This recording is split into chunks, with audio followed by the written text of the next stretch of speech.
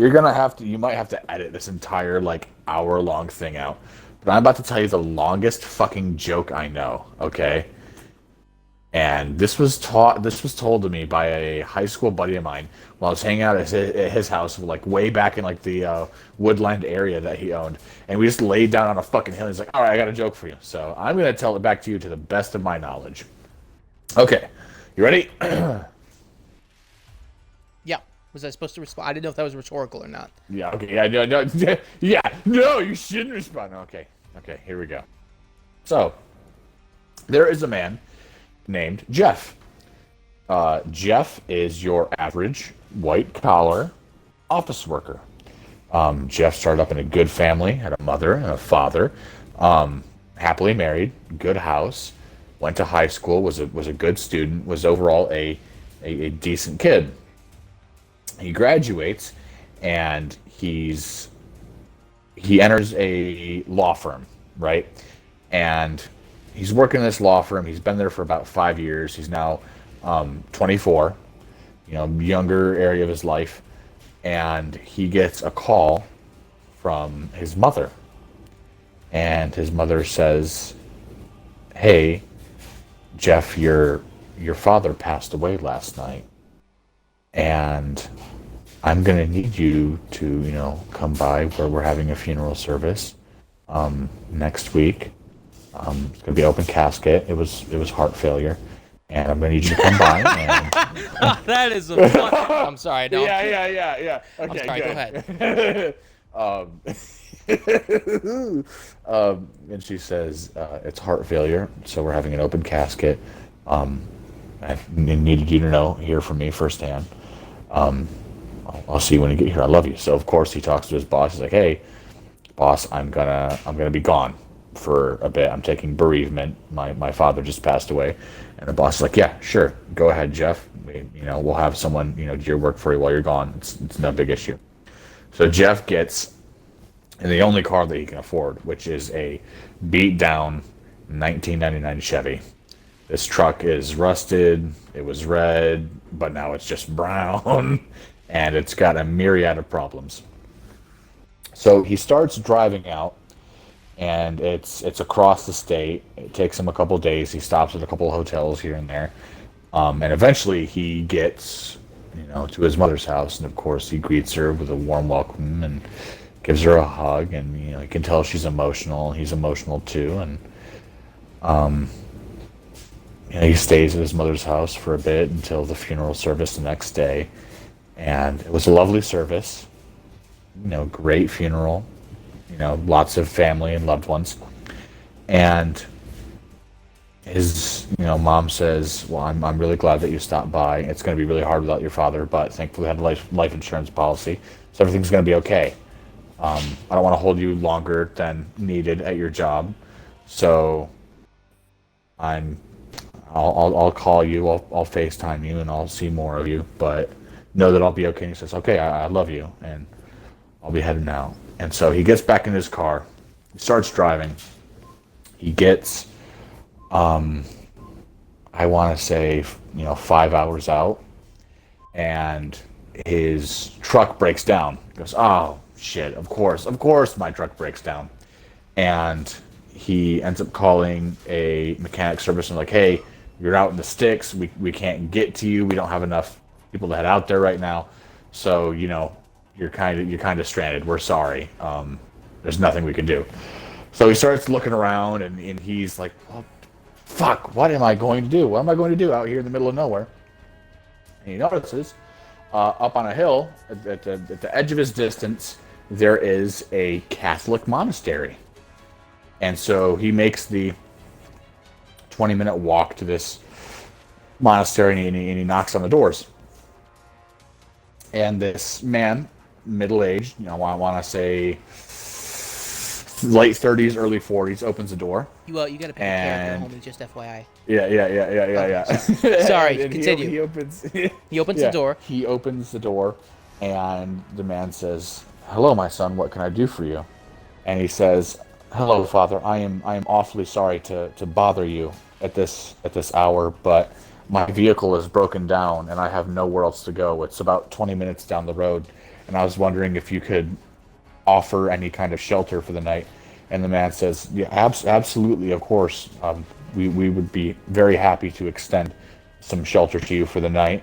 And in fact, a couple of our brothers before conversion to Catholicism and monastery life were mechanics as previous professions. So we will go out in the morning and see what we can do to help you out. In the meantime, come on in and we have a room for you. He thanks the man profusely, and he, goes in, and the father directs him to his room and board, and it's a nice. It's not like a fancy room, but it's a nice, cozy little room that you'd expect from a monastery.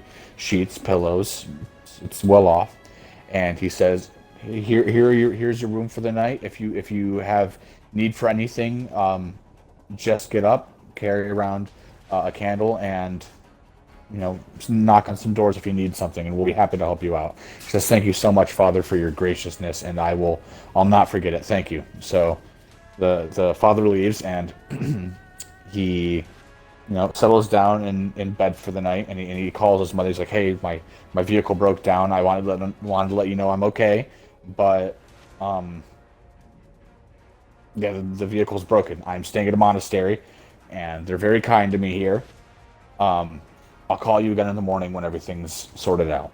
And she says, okay, I love you, be safe. Now, as he's going to bed, he hears very faintly, bum bum, bum bum, bum bum, against the wall. He tries to ignore it at first. No, the match has started. We'll get back to that. We'll get back to that joke. You can't cut it off halfway. You gotta tell it while we're playing. Yeah. Fuck you. We're committed to this now. I can't. Wait, you're committed to this? Yeah, we sat there for like 10 minutes listening to that joke. You can't just cut it off. Yeah. Okay. All right. So it's gonna be very disjointed as I'm trying to focus on this at the same time. So I'll try to tell it when I can. I got it. I'm helping you out. Don't worry. We'll stick together. Okay.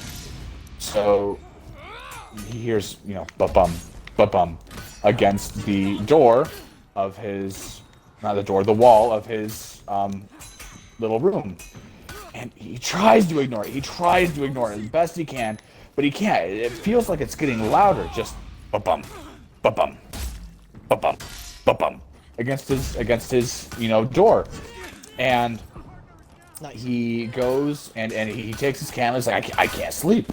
What is that? Is that drums? I don't know what I'm hearing. He takes his candle and he starts wandering the halls of this monastery. And eventually he comes across a massive, and I mean massive, set of like mahogany doors. These things are solid. They are like thick. They are thick doors, and there is a lock on these doors. And he, no matter what he does, he can't seem to get these doors open. And oh my gosh, I'm getting my ass kicked. Okay. Oh, hang on. I'm not going that way. Fuck that. I'm not going over there. He can't get these doors to open, and on the other side of the doors, he puts his ear up to the door and he hears, ba-bum, ba-bum, ba-bum, ba-bum. And he can't get it out of his head. And he didn't want to wake anyone, so he went back to his room and put the pillow over his head and tried his best to sleep. He didn't sleep well that night, but he managed to get to sleep with about 6 hours of rest. And of course, bright and early, the father wakes him up and says, "Good morning, my son. We're sending out some of our brothers to take a look at your vehicle, and you're welcome to join us for mass and for breakfast." And he says, "Thank you, Father. Thank you very much." And he is so hungry at this point, he's almost forgotten about the thumping on the door. So he goes through out of courtesy, because he's not a particularly religious man, but he's not atheist, and he sits through mass with them out of courtesy and has breakfast with them, and he begins to think more and more about that thumping noise.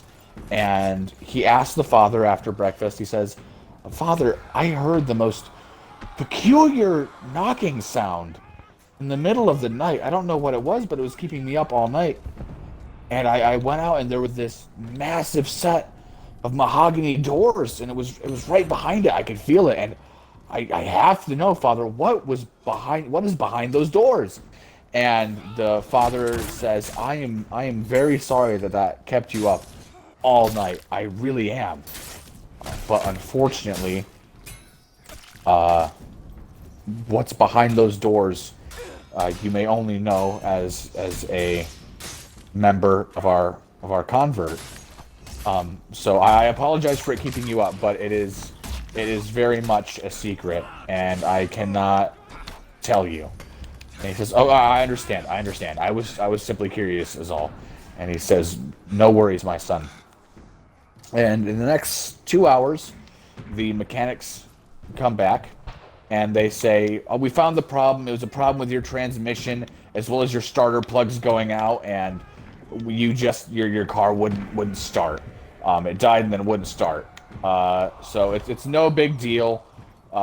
We can take care of it, and we should have you fixed by the end of the day." The man thanks the priests very profusely for their generosity and their kindness. And by the end of the day, the vehicle is fixed. And he waves to them goodbye, and he gets in his vehicle, and he promises to visit again someday and learn more about their ways. And he gets to driving, and he's about 15 minutes into driving, and he realizes, oh, it's already 7 p.m.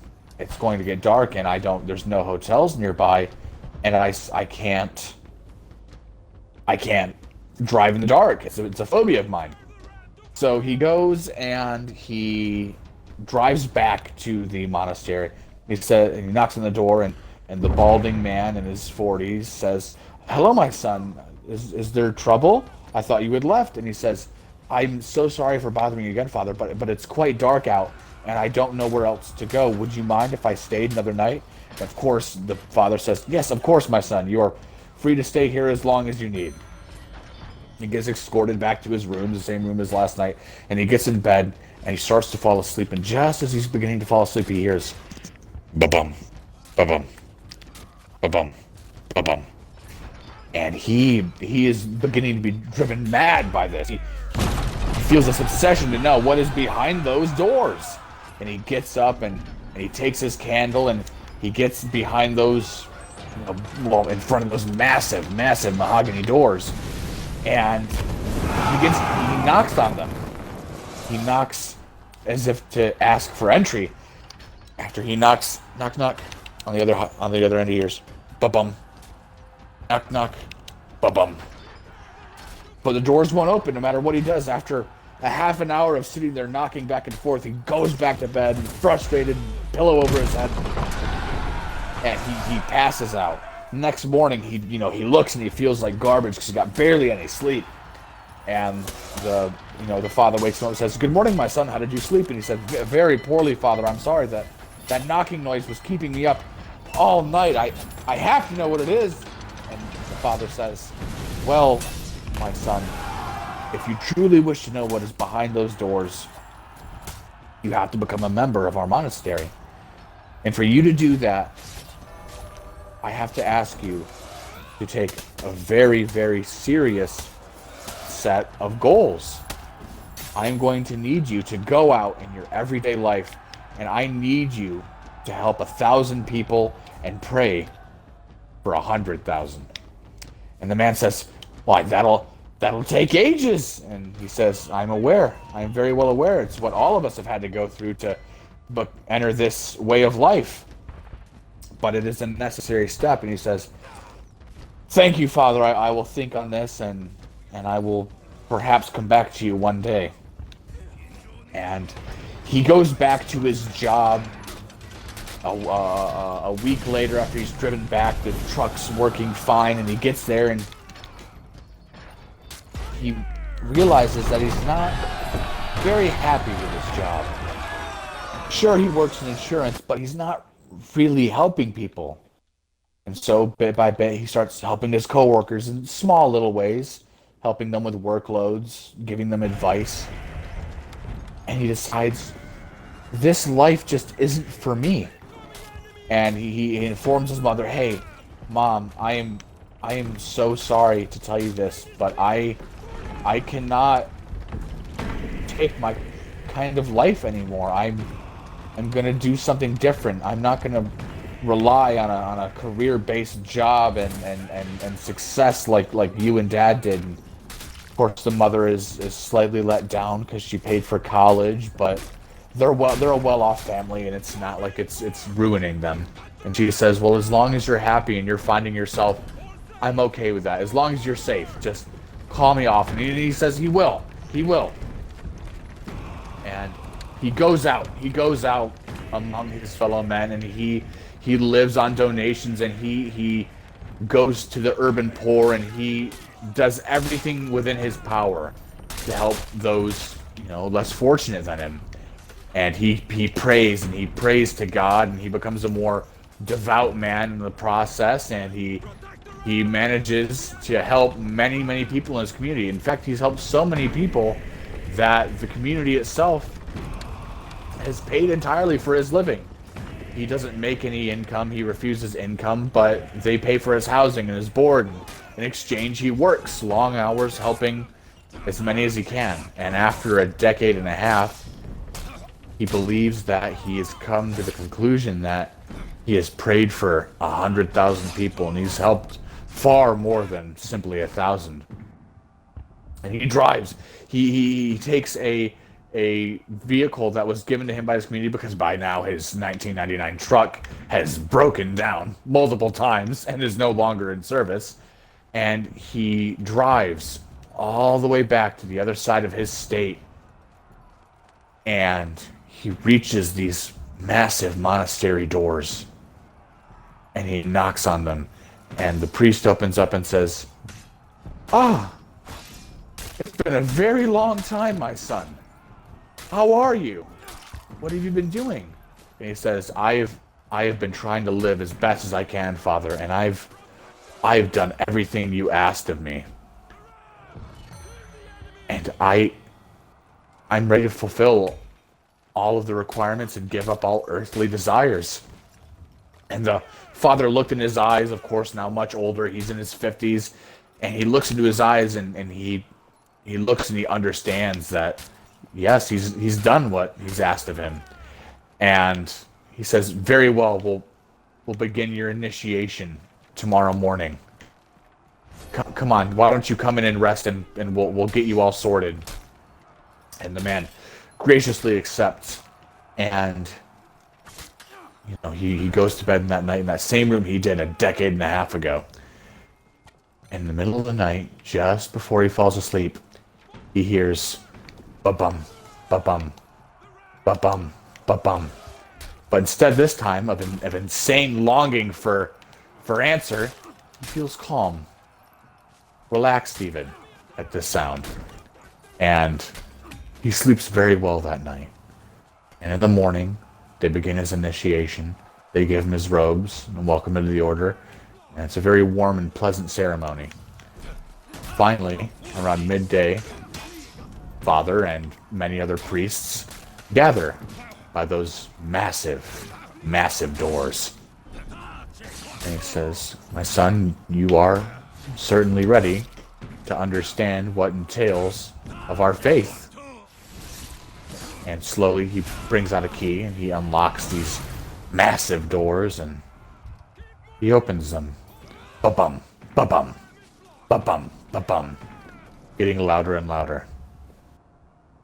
And the man's eyes tear up when those doors open. And do you know what he saw behind those doors, Screw? What? I don't know, only a monk can know. I'm going to drive to your house. I'm going to drive to your house at 4 in the morning. I'm going to hold a pillow over your face until you stop squirming and you finally let go of your life. That's what I'm gonna do. I'm gonna stop. I'm after this stream. I'm going to stop, get my keys. I'm going to booze cruise all the way to your fucking house, and I will kill you. This is not even a. This is a fucking threat in Minecraft. This is a threat in Minecraft. Oh, I'm so glad you enjoyed the story. I hate you so Yeah. fucking much. My girlfriend chatted, "Fuck you, I will drive you to his house."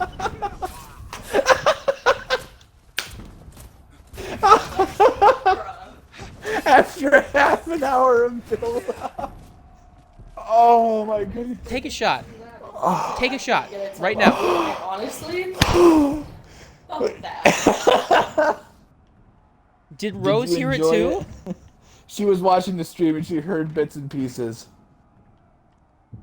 Take a shot. I'm forcing you to take a shot right the You're fuck making now. me take a Yeah, shot? you are Alright. taking it. And also, I'm going to edit out that specific part of this video and make that an Yeah? entire 10-minute long video on its own, Yeah? just for people to Okay. have to experience that because I had I'm to cool. as well. I'm cool with that. He's gonna edit it out that way. That entire thing's an episode, a little clip. It's all an episode. Yeah.